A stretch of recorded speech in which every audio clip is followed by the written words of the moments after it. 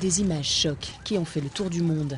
Le directeur général du FMI en route vers la prison new-yorkaise de Rikers Island, accusé d'agression sexuelle sur Nafissatou Diallo, une employée d'un hôtel chic de Manhattan. Dominique Strauss-Kahn, économiste respecté et candidat favori des Français pour représenter la gauche face à Nicolas Sarkozy à la présidentielle de 2012, est devenu en quelques heures une sorte de monstre médiatique.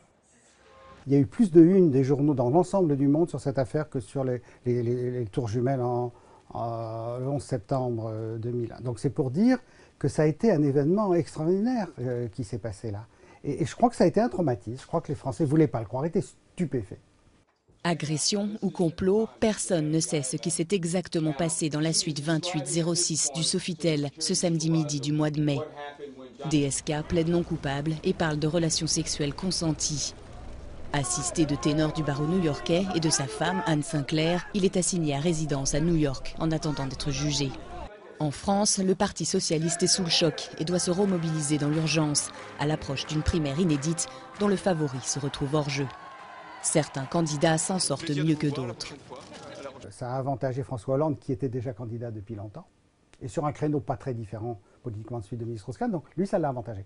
Martine Aubry, elle a beaucoup plus subi ce choc puisqu'elle est apparue, comme elle avait dit, je ne me présenterai pas, elle l'avait laissé entendre clairement, je ne me présenterai pas contre Dominique Strauss-Kahn. Du coup, elle s'est retrouvée un peu avec l'idée qu'ont développé certains, qui était c'est une candidate de substitution. Le 23 août, le juge new-yorkais décide l'abandon des poursuites pénales contre DSK à cause d'incohérences dans le récit de Nafissatou Diallo. C'est la fin d'une épreuve terrible. De retour à Paris, DSK doit gérer une autre accusation. La journaliste Tristane Banon porte plainte pour tentative de viol en 2002. Sa plainte est classée sans suite, mais elle permet aux féministes de rebondir et de dénoncer l'impunité des hommes politiques français dès qu'on parle de violences sexuelles. Le coup de grâce, une troisième affaire lie aujourd'hui Dominique Strauss-Kahn à un réseau présumé de prostitution au Carlton de Lille. Sa vie politique semble bel et bien enterrée.